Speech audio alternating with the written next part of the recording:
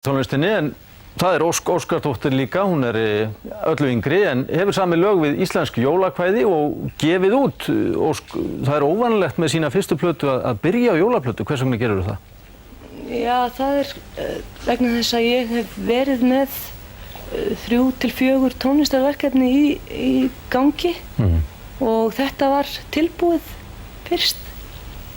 Já, og þú ert með þessar dúkkur, þú gerir meira en að syngja kvæðin, þú leikur með eiginlega? Já, það má segja það.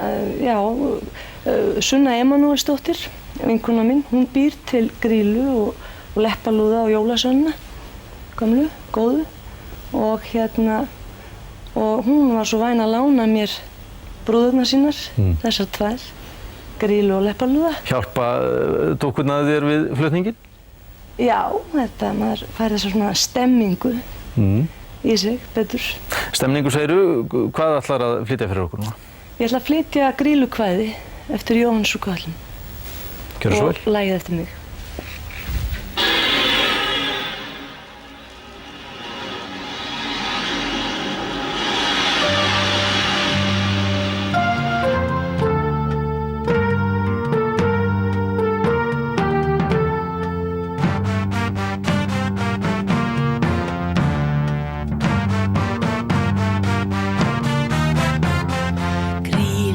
Tröllkerling, leið og ljót, með ferlega hönd og haltan fót.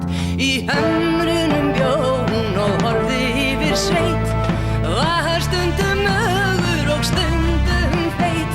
Á börnunum alltaf hvað Grýla átti gott og hvort hún fékk mat í sinn poka og sinn pott.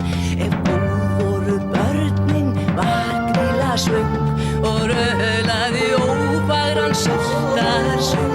Ef slæm voru börnin varð Grýla glöð og fálmaði pokann sinn fingraröð og skálmað úr hamrinum eldur gleið og óð inn í bæina beina leið.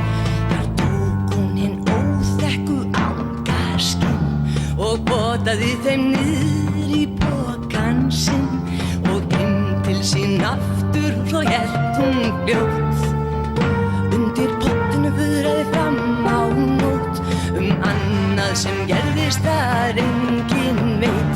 En Grýla varð samstundis hött og feit, hún hló svo að nötraði hamarinn og kyssti hann Leppalúða sinn. Svo var það eitt sinnum einhver jól að börnin fengu buxur og kjól og þau voru öll svo undurgóð að Grýla var þrætt og hissa stóð.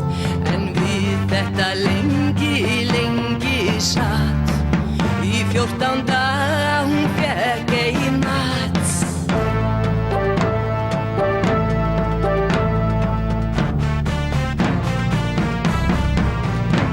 Þá varð hún svo mikið verslingshró að loksins í bólið hún lagðist og dó.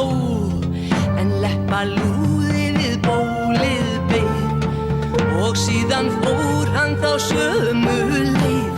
Nú íslensku börnin þess eins ég bið að þau láti ekki hjúin lifna við.